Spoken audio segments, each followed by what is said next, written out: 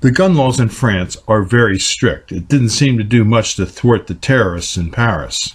Nowadays, it's almost impossible to buy a gun without belonging to a shooting club for more than 6 months or without a hunting permit. Otherwise, the only people allowed to have guns in France are the military, the police, the customs officers, and some non-uniformed police on surveillance. In order to have your gun in France, you have to have a permit from the correct authority, and you must be officially registered. Your weapon has to be registered in your name, and you have to have a license from the Shooting Federation, which you have held for more than 6 months.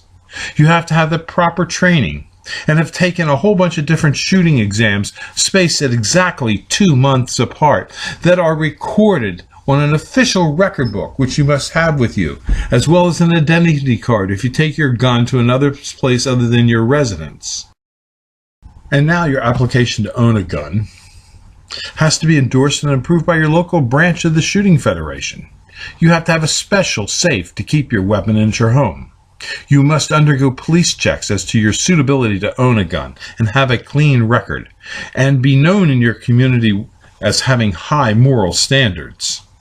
You must have no record with any of the social services. If you carry a gun from one place to another, say like a shooting competition or a hunt, it has to be unloaded in an inoperative mode and bagged in the proper case.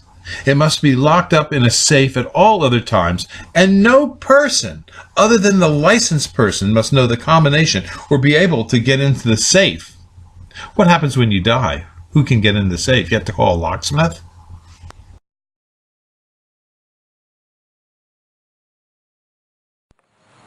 This is a lever action Marlin 22 rimfire, and I've had this gun since I was 8 years old.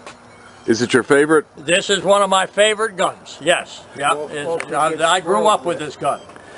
Since you're 8 years old? Since I was 8 years old. At that time, it had iron sights on it, but when my eyesight started to wither, I had to put a piece of glass on the top called a telescope.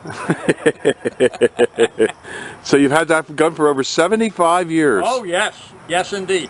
Yes, and indeed. They still make rimfire. And fact of the matter is that I took it back to the factory and had a new barrel put on it.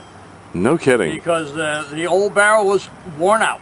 No kidding. Yep. And now this gun is the one that saved your life. This is it. This is it. Yep. And there's the raccoon that paid for it. Me. And he bit you, and there's your bite mark. There's my wounded finger. And he took a real chunk out of you. Yes, he took a chunk out of my finger.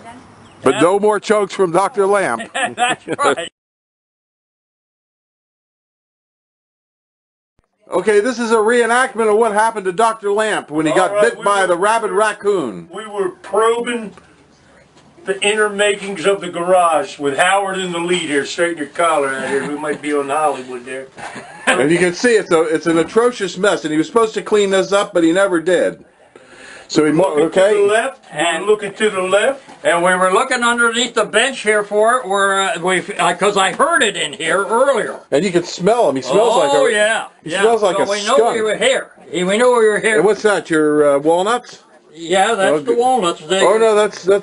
No, that's what do they call that? Briquettes. Okay. Briquettes, yeah. And we made a comment about the Singer sewing machine, and he told me that his dad worked with my grandfather. My grandfather probably made this the base of this because he worked for Singer sewing. Okay, so now you had the gun in your hand. Gun. We were looking over here for the raccoon. We couldn't find it. We couldn't see it. So I didn't think it was in. So I put my hand over here like this, and to pull this out, to think it was in back of this bucket here, this tub here, and he just came right out and got my finger. And there he is. That's him. That's him. There's the critter that bit Doc Lamp. Yeah, that's him. And he smells like skunk. Yes, yes.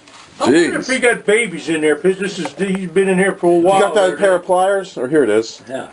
Here, why don't you, I'll grab him and pull him out of here so we can see him. There he is. Oh my goodness, man. Oh man, he's a biggie. There you are. You want to get? I got a hell of him. Where'd you shoot? Oh, you got him right in the head. Yeah. A headshot. Yeah. Oh, he smells like shit, Doc. I'm telling you. Man, he took 3 hits. Okay. Oh, it was Shot him tree. Oh, there you are. What a trophy. Now, hold on. I can get a... Whoa! Whoa! He got loose. He's on the run. This video is brought to you by Highland Hill Farm. We grow and sell screening and buffering trees for privacy and sound barriers.